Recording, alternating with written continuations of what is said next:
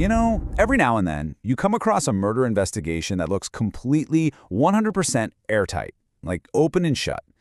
But today, we're diving into a case that completely unraveled literally at the 11th hour.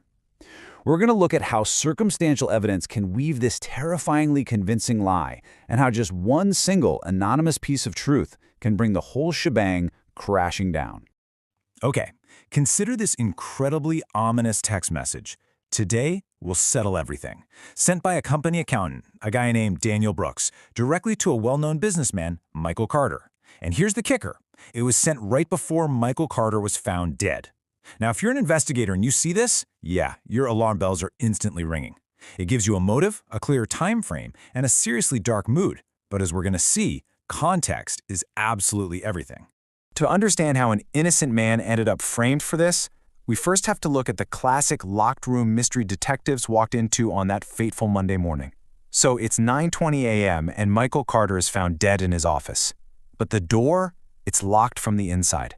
The cause of death is blunt force trauma, a really heavy blow to the head. And, this is crucial, vital documents are just scattered all over his desk. I mean, at first glance, it totally looks like someone was frantically ransacking the place for specific papers before making a run for it. The police immediately sealed off the room, and the forensics team got straight to work. Now, what's truly terrifying here is just how fast the circumstantial evidence started piling up against Daniel, the accountant.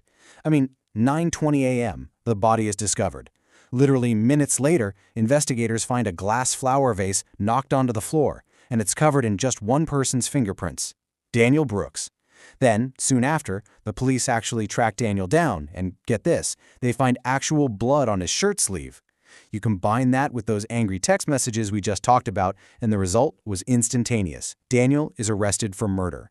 To the detectives, it was a slam dunk. His guilt seemed absolutely undeniable. 6.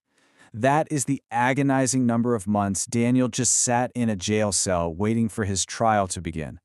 Every single piece of evidence pointed straight at him, and absolutely no one believed him. In fact, during his entire interrogation, he basically repeated just one sentence, over and over. "I'm innocent." But with the trial date locked in, everybody, I'm talking the police, the public, the press, they all expected a super swift conviction. Well, hold on, because the very morning before the final hearing, this massive twist lands at the police station. It's an unmarked envelope. No sender, no name, no fingerprints, zero explanation. Inside, just a single photograph. Detective James Walker basically stared at it in complete silence. The photo showed someone leaving Michael Carter's office roughly 5 minutes after the estimated time of death. The figure was kind of blurry, but one thing was crystal clear. It definitely, 100%, was not Daniel. So the suspect's face in the photo was completely obscured, but when investigators blew the image up, this one tiny yet totally undeniable visual detail popped out, a rare silver ring on the suspect's right hand. Police immediately took this blown-up detail and started comparing it against photos of literally everyone involved in the case. And, suddenly, bingo, they had a match. And guys, this is where the twist is just mind-blowing. That silver ring, it belonged to a man named Richard Evans. Richard was Michael Carter's former business partner. But wait, it gets crazier. Richard was the prosecution's key witness. Right from day one of the investigation, Richard had been giving this incredibly damning testimony, swearing up and down, "I saw Daniel Brooks into the office myself."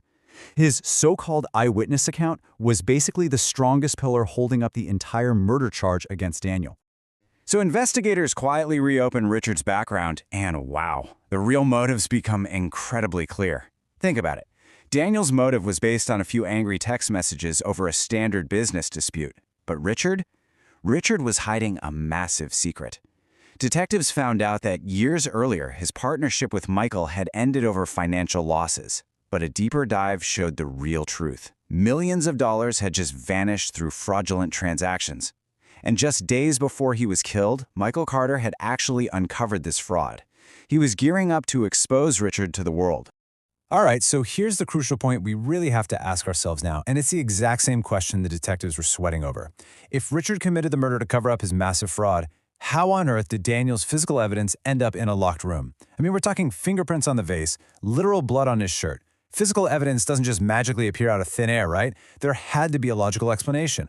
Well, the forensic truth completely destroyed the false narrative that almost sent an innocent guy away for life. The initial police theory assumed that the vase was the murder weapon and that the blood on Daniel's shirt came from a violent attack. But experts re-examined the vase and realized, wait, this isn't the weapon at all. It was just knocked over beside the body. So why the fingerprints? Well, investigators finally pulled security footage from a camera that literally everyone had overlooked. It showed Daniel arriving early for work, just like he always did. He innocently moved the vase while tidying up the desk. Then he spots Michael on the floor. He rushes over to help, and when he tries to lift him up, that's when the blood transfers onto his sleeve.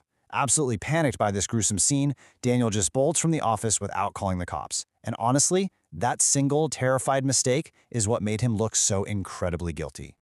Looking back on it, Richard's master plan is just chillingly clear. Step 1. Go to the office, convince Michael to keep his mouth shut about the financial crimes. The argument gets out of hand, turns violent, and in a total rage, Richard kills him. Step 2. Carefully arrange the scene. Toss documents everywhere to make it look like a frantic robbery or a search for specific papers. And step 3, the most evil part, weaponize Daniel's daily schedule. Richard knew Daniel always got to the office first. He knew Daniel would find the body, probably panic, and contaminate the scene. Richard cold-bloodedly turned this poor accountant into the absolute perfect scapegoat. Which brings us to an unbelievable climax on the actual day of the trial. Just as the judge is getting ready to proceed, Detective Walker literally stands up and announces new evidence. He walks over and places that mysterious photograph right on the table in front of Richard Evans. Now, Richard tried to play it cool until the detective pointed out the exact matching silver ring. Instantly, Richard shoved his hand under the table. From there, the prosecution just unleashed an avalanche of digital evidence. Phone location records, bank transactions, recovered deleted texts.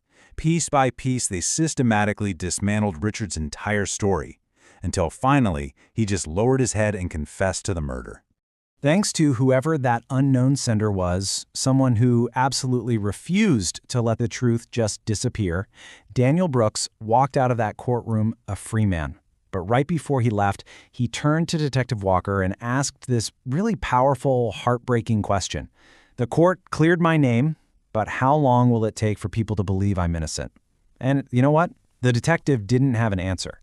It really highlights the lingering, deeply unfair fallout for anyone who gets caught up in a nightmare like this. Because while a judge has the power to clear a record, it can't always erase public suspicion, which leaves us with this final, kind of haunting reality to think about.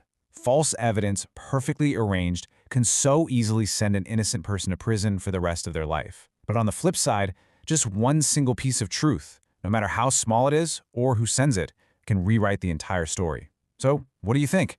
After hearing all this, how much faith should we really place in circumstantial evidence?